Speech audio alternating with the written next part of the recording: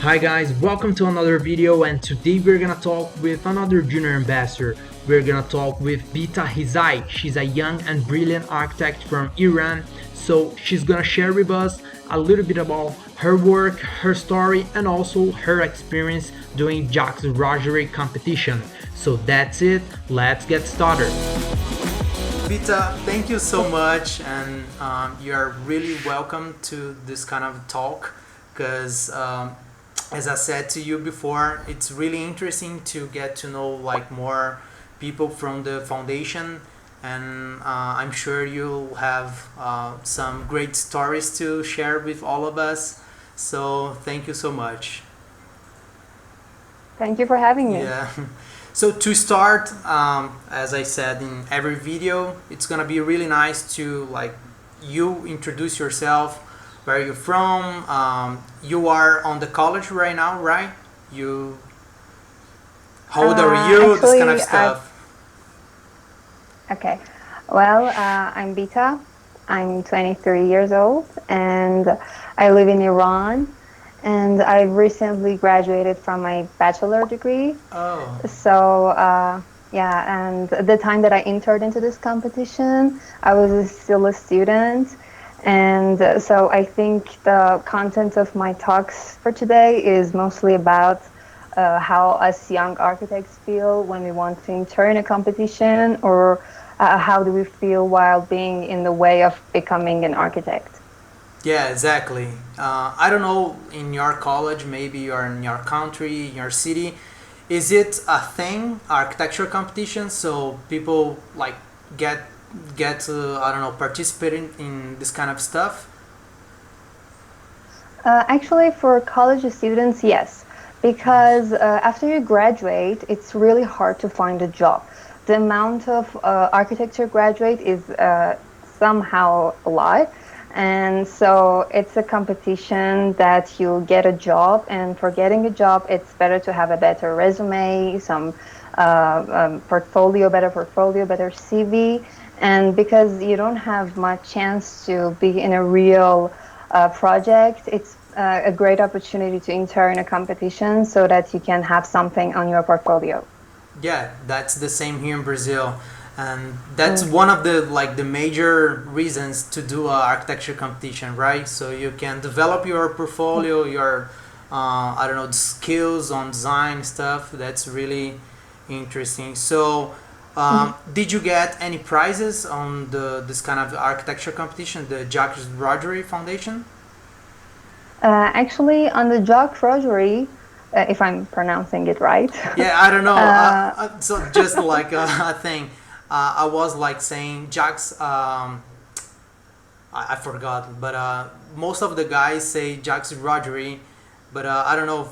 He's French, right? So that would be Roger, Jacques Rouget. I don't know. That's really hard. Yeah, it's kind of hard, so I rather just say Jacques Rougerie, I guess. Yeah. Anyway. Yeah, actually, I don't think I got nominated, but I received an email that it was like, dear candidate. So I think maybe something. But actually, this competition had so much for me. I learned so many things from it. So I already called it a winning. Oh, yeah, for sure. But can you tell us a little bit about your project, your design? How was it?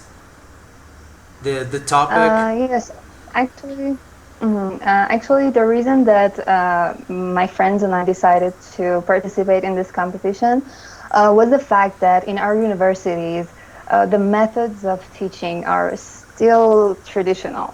There are still rules and numbers, and we were looking for a platform that we could show our design skills in a completely different point of view. And we started searching, and we found this competition. And the part that we found interesting was the sea part, the underwater design, because after we did some researches, we figured out that although a human being is searching on the Earth, around Earth, on the space, on other planets, Still, there are some spaces underwater that we don't have enough information about. So why not understanding our own planet first?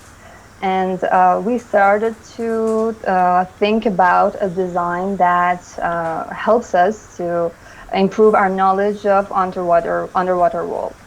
Oh, really awesome. But was it like a kind of museum or a lab underwater?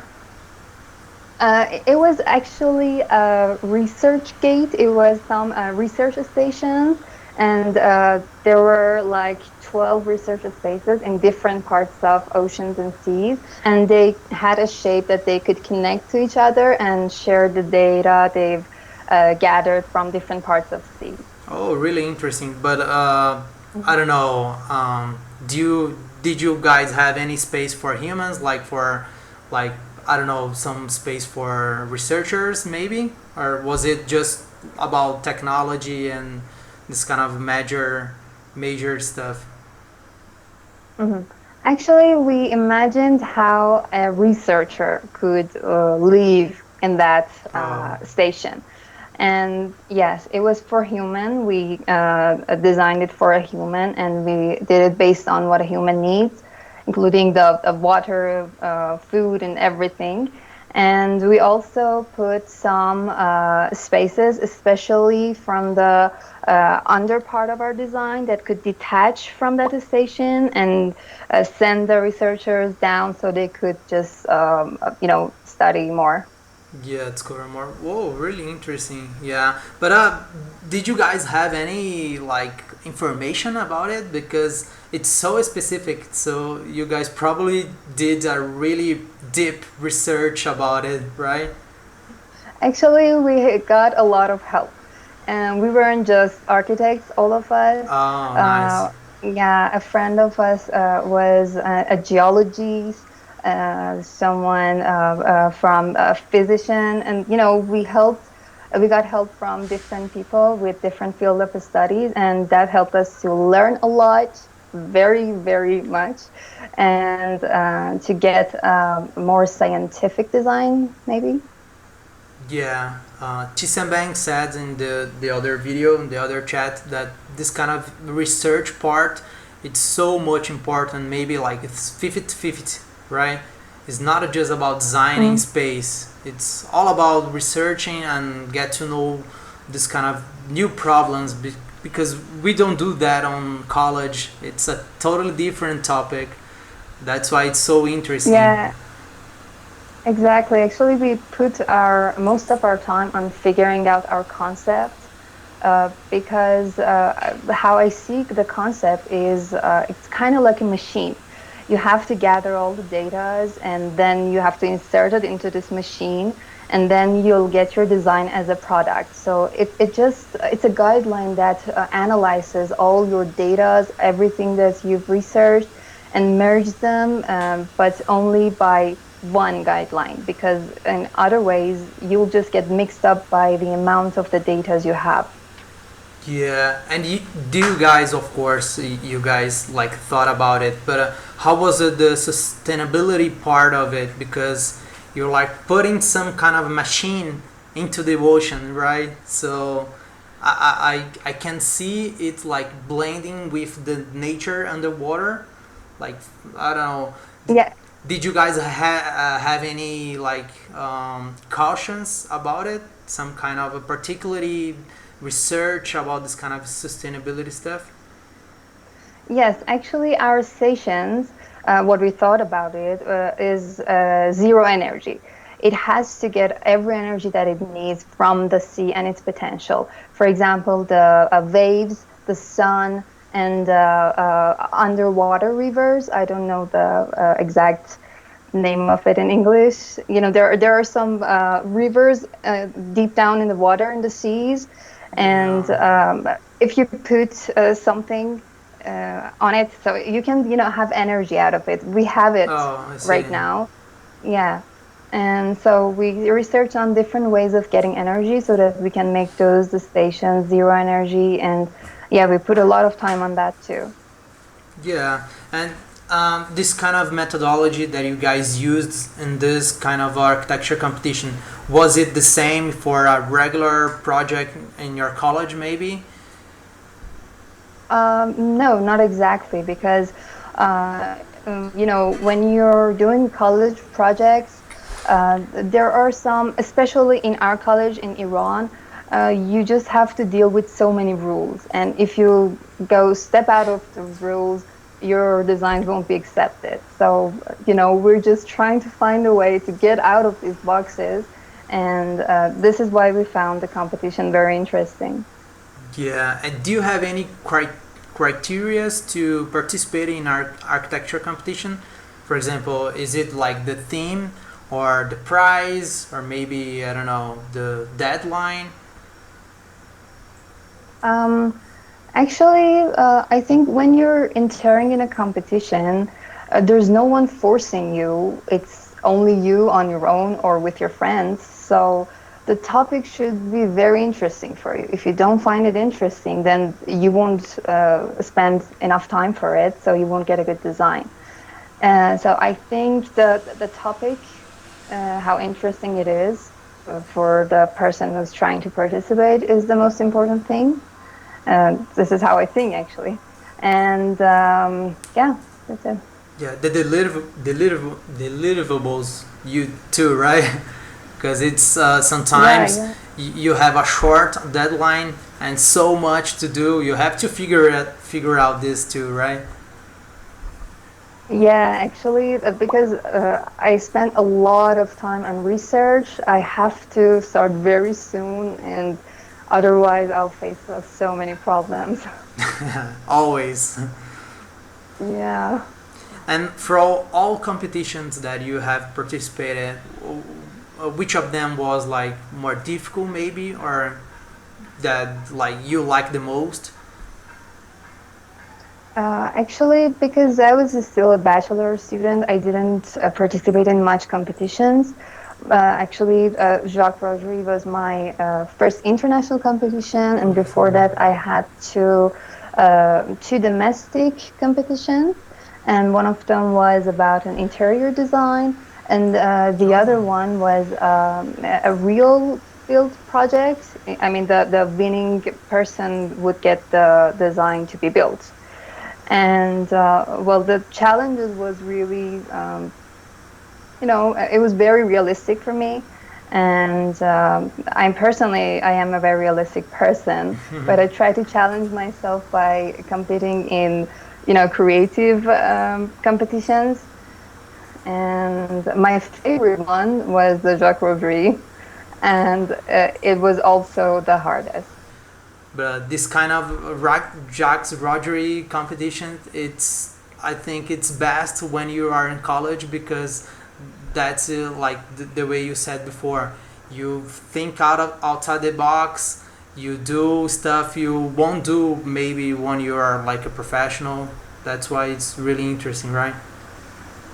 Yeah, it's very good. It's a very good challenge when you're a student. But I think now that I've graduated very recently, I feel this gap between my education and the real world. And I think there are things that, so many things in the realistic world that I have to learn. And, the real world, the real buildings are not just creativity and design and concept. As you said, there are so many details and stuff that I have to learn. Yeah, that's really interesting. I think here in Brazil is the same. You have to do all the things at the same time. You have to like work on construction details and at the same time this kind of creative part of architecture. And I think in Iran it's kind of the same in Brazil, right? You have to learn everything in 5 years. Is it 5 years for you guys? It's actually bachelor degree 2 years. Oh, I Sorry, see. 4 years, and the It's really master is 2 years. Yeah, here we have the just the bachelor in 5 years, and then most of the guys do like a master as well. So it's more like 2 years. It's a lot. Yeah, but actually, right now, because of the COVID-19 pandemic, Universities are closed, everything's online. Still, we're facing the home quarantine, and I haven't managed to figure out what I'm going to do. Am I going to apply for a job or for my master degree? It's it's chaotic here. Yeah, for sure. I think for everyone.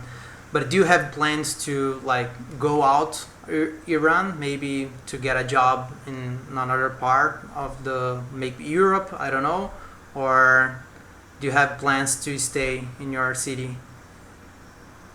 Actually, I'm very, very interested in studying in Europe, but we're facing a lot of economic problems right now in here, and exiting city, getting a scholarship or apply for a university is getting a bit hard. So I have to work on my CV and my portfolio, and rise my chance of getting a scholarship or whatever.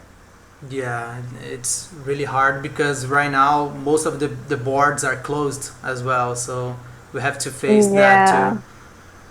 Yeah. Yeah, Yeah, everything is, it's so blurry. I have no idea of the future. Is it going to be, or is the architecture going to be just for isolated people, or it's going to get better? yeah, it's really hard because as like I discussed with Tisambang in the other video, it's not a lot about the architecture. It's politics, problems, and there's like so much polarization. Here in Brazil, it's polarization. It's hard. I don't know in your country. Yeah, yeah, So we have to face. exactly. There's architecture. It's complicated, and we have these all problems together to get it even worse. Yeah, Yeah. actually, here, despite the fact that the amount of architecture graduates is high, still the construction is in the hand of contractors. People just give their money to contractor. The clients give their money to contractors and ask them to build something for them, and there is no space for design. They just want, a home, a shelter. And the architecture and design is only for a few people, the elite part of the Yeah. society. Yeah, and it's not suitable for us architects at least. Yeah, and that's kind of a problem the related to economy and politics and everything. Exactly, and the Yeah, quality of everyone's life will be rising up. for sure. Yeah. Mm. But like talking about your references in architecture, do you have any like Hmm. favorite style maybe or favorite architect? Sure, of course I do.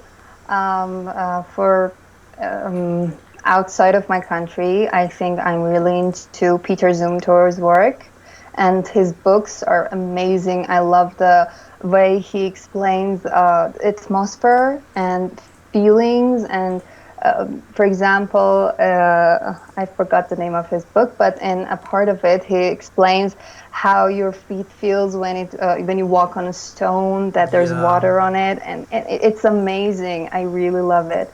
And also, I'm very inspired by Eisenman, Peter Eisenman, I think. Yeah. And the reason is that he's trying to look in a different way. He's trying to figure out the history of architecture itself, and the autonomous architecture, the critical architecture. I find it very interesting. And from Iranian architects, I have to say Reza Daneshmir and his co-worker Catherine Spiridonoff. I'll give you the links. I saw that you put links. Please, that would be Yeah, really nice. Yeah. yeah, of course I will. And he did an amazing job in Iran. People are still kind of, some people are pious, and for designs of places like mosques, they believe that it should be the same shape it has always been. But he did an amazing job. He designed a totally modern mosque, and despite all the critics he got and negative ideas, I think it's a great project. I'll give you the link to take a look at it. And what do you think about it? should be like be totally modern architecture, or to respect and do the same that was like the guys was doing hundreds of years ago? What do you think? Actually, the design, the old design, the design that we had for years, it might work well. Yeah, it's true. But the thing is, there is no creativity. Everything is changing, and so does architecture. And people are in here are they just want to attach to the past. They're very, very restricted, and it's hard for them to accept the changes. And something like that, it's just a great deconstruction. I can imagine. Something. Yeah. Yeah, and he got threatened, even as far as I Oh. know. Oh my god. Yeah, yeah, it's very difficult, but he did it anyway, and I appreciate it.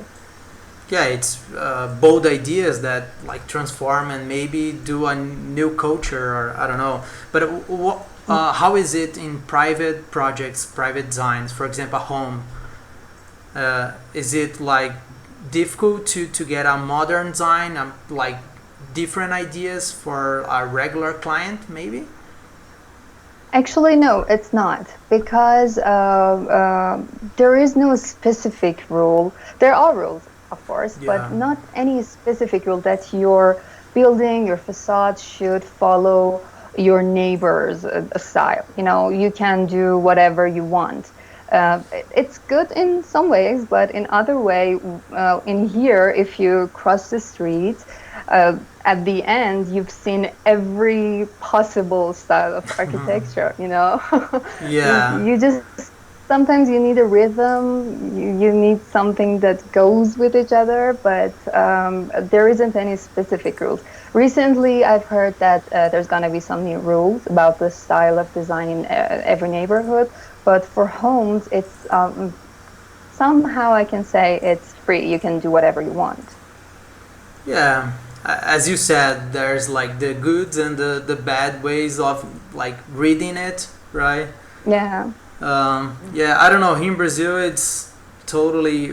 We of course have some kind of traditional architecture, but it's totally free as well. So there's like, I don't know, bad architecture doing some neoclassic style. Yeah, I know. Sometimes You have it yeah, here you see like too. a building with like, I don't know, 20 floors, and it looks some kind of a, I don't know, Greek temple. It's totally weird. Exactly. But Exactly. We yeah. have we have Greek elements here on facades, and it's what? Yeah, come on, guys. Yeah. Yeah. Or, yeah, I think it's a common problem in like in the everywhere, right? Yeah, I'm trying to figure out the reason why some people find it beautiful, or I don't know. Yeah. It's hard Mm. to. That's a job for I don't know, Peter Eisman maybe, or Zumter. Yeah. Yeah. So, do you have any like tips for students or young architects as you, maybe to, I don't know, related to architecture competitions, and also in general, for example, in college, or I don't know, to get a job, maybe. Mm. Yeah, sure. I think the most important tip that I can give is not to be afraid. I had this problem of being afraid to participate in competitions because I always thought, okay, there are people better than me. Why should I even do this? What's the point? Of course, I won't win. But even if you don't win, you'll learn so much. You'll meet so many new people, and it's in every possible way. It's benefits. So you have nothing to lose. You'll learn, you'll meet new people. It's amazing. You just don't have to be afraid to do that. And other thing that I can say is don't limit yourself to university. Of course you have to put time on the university and college course, but outside there are so many platforms and competitions that participating in them maybe teach you much more than university. Yeah, for sure. I think it's really nice to get you in this kind of position that you're like, oh man, I'm like the worst here. I'll get nothing Yeah, because that's the way you get better, right? Like improve yourself, exactly. seeing that there's better ways to like represent your ideas, doing like in a different way, in a different strategies. Yeah. Bita, Mm. that was a really incredible conversation. You are like really friendly, I would say. Thank you. Yeah, that's it.